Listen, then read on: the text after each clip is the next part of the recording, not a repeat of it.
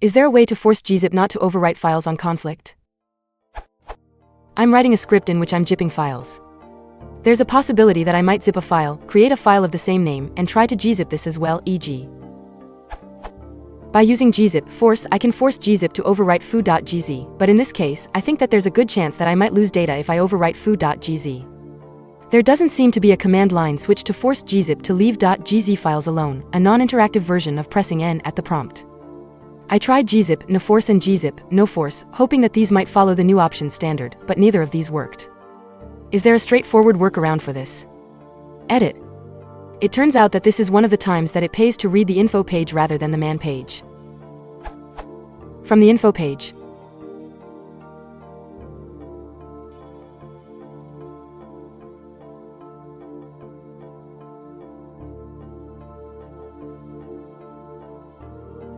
The man page was missing the text and when not running in the background.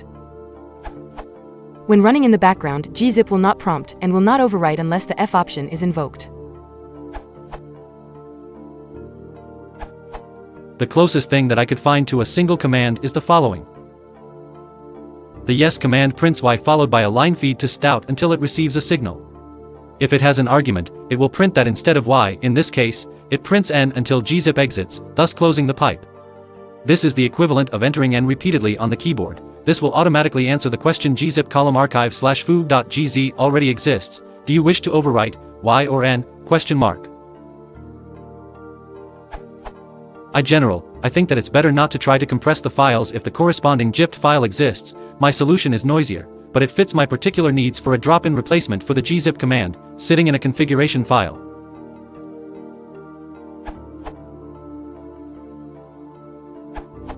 It has dawned on me that the best way to avoid the undesired effect is to not ask the program to perform the undesired effect.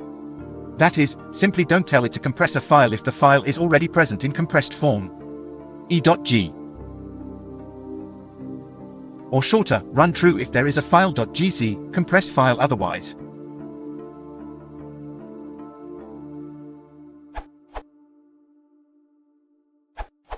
Try.